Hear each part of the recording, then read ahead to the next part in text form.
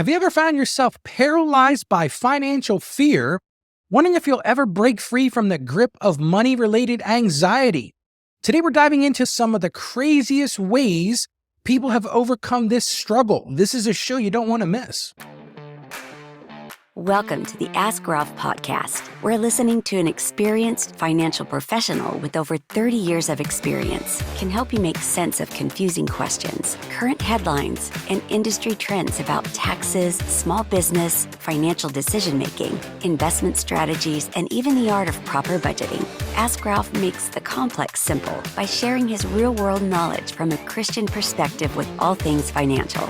Now here's your host, Ralph Estep Jr. Welcome to our Wacky Wednesday show. I'm so glad you chose to join us. I just want to thank you for listening and, more importantly, supporting the program. I'm coming to you from the Estep Farm in this beautiful Saggio accounting studio. Let me put on my podcaster hat, put down those overalls, and push that adding machine to the side, and let's get into some financial wisdom from a Christian perspective. Ralph here, ready to tackle another topic that hits close to home for so many of us. Well, before we get started, don't forget to subscribe to the show and join our email list. You do that at AskRalphPodcast.com so you don't miss tomorrow's show. Tomorrow we'll be talking about 529 plans and how they could be effective ways to save for your higher education expenses for your kids or maybe even your grandkids. We also just launched an insiders group on Facebook, and I encourage each of our listeners to join the group to continue the conversations from the show, share ideas for the show, and discuss your triumphs and your challenges. I have a link to the Facebook group in the show notes. That's something I would definitely encourage you to sign up for. But before we get started, let's ground ourselves in God's Word. In Philippians chapter 4, verses 6 through 7, Paul writes this: "Don't be anxious about anything, but in every situation, by prayer and petition with thanksgiving, present your requests to God, and the peace of God, which transcends all understanding, will guard your hearts and your minds in Christ Jesus." Wow, what a powerful reminder that we don't have to face our financial fears alone. God invites us to bring our anxieties to Him in prayer. And speaking of financial fears, let me tell you, I've heard some wild stories about how folks have overcome them.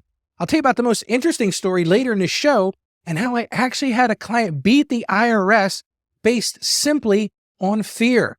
But first, a quick personal story. Years ago, when I was just starting out in business, I was consumed by worry about making ends meet. I had left my family accounting practice and decided to branch out on my own. I had two very young children, and my wife and I had just bought a new home. It was really bad timing.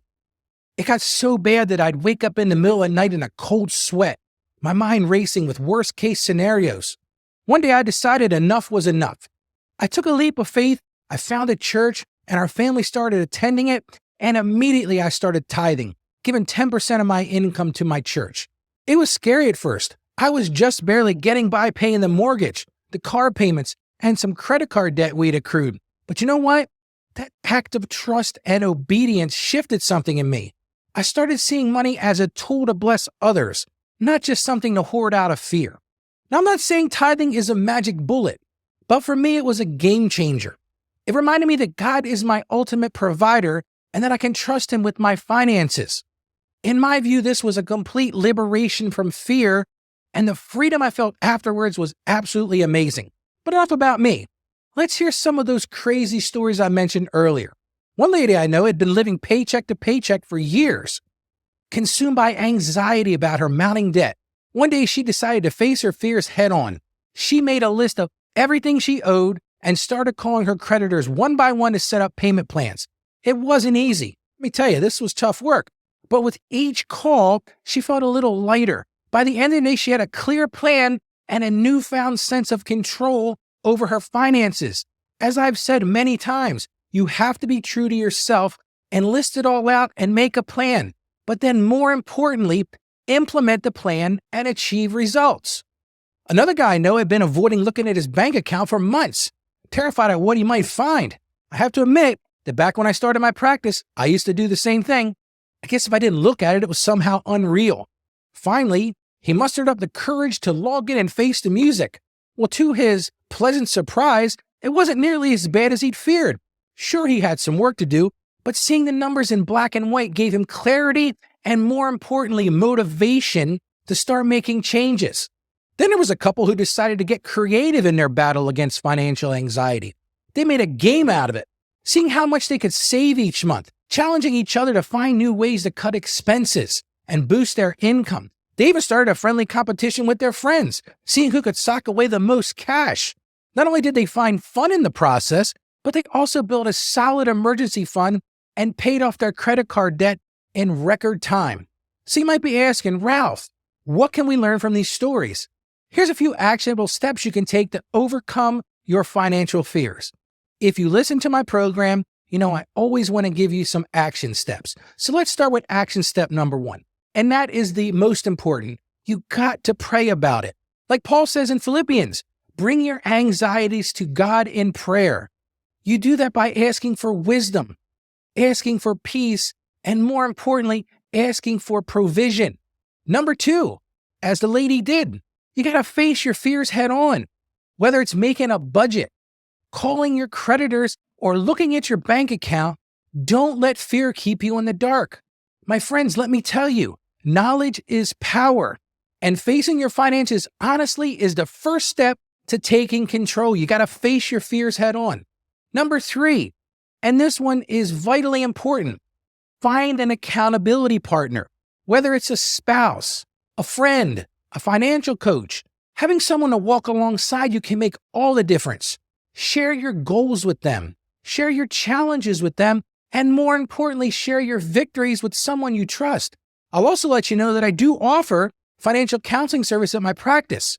So if that's something you are looking for, simply go to our website at askralphpodcast.com/store and you can schedule a consultation with me and I can help you with that accountability piece and help you with that financial counseling piece.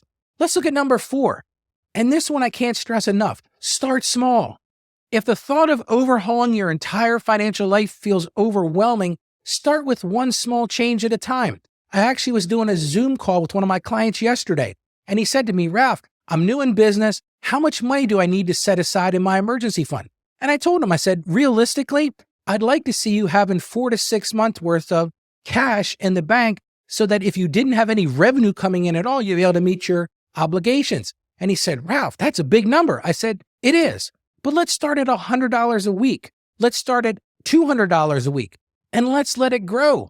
Maybe it's cutting out one unnecessary expense or putting an extra $20 towards your debts each month. Small steps add up over time, but you got to start by walking forward and taking that first small step.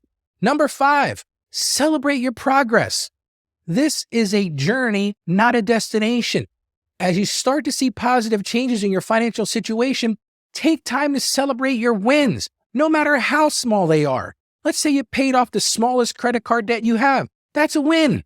Treat yourself to a special dinner. Share your success with a friend, or do a happy dance in your living room. I'm not going to dance for you, folks, but whatever works for you to recognize your progress because it's going to help you stay motivated and keep you going. So let's get to that IRS battle I mentioned earlier in the episode. This one's an interesting one. I once had a client who hadn't filed tax returns for several years when he came in to meet with me. He said he had an absolute fear of the IRS and a fear of money that led him to not file his returns for many years. Looking back, it might have been even 10 years. I did some research at the time, and I found the IRS actually would allow people to catch up on their tax filings, and this type of anxiety and fear would be a usable means to get penalties and interest removed. They call this in the tax code fair administration of tax.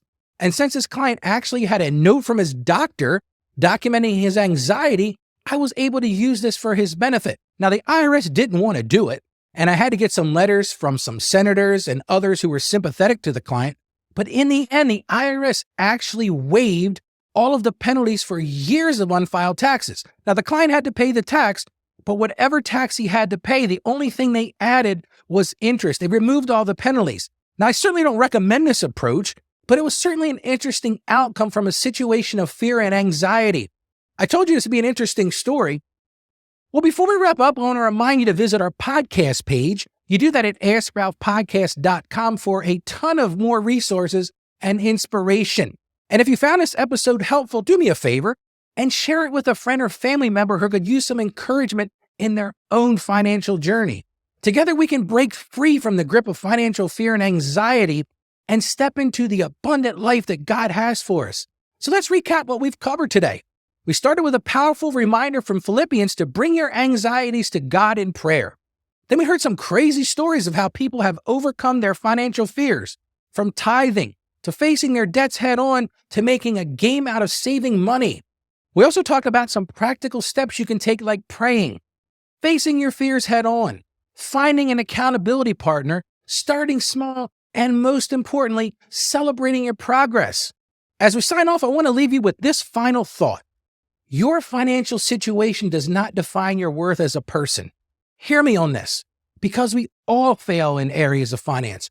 All of us. I failed, and you will fail at times, but you got to pick yourself up. Remember this, you are a beloved child of God, and He has a plan and a purpose for your life that goes well beyond your bank account.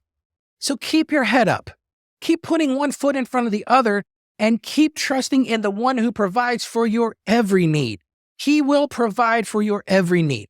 Thanks for joining me today, financially savvy friends. Remember, small changes lead to big results over time. So stay the course, keep the faith, and may God bless you on your journey to financial freedom.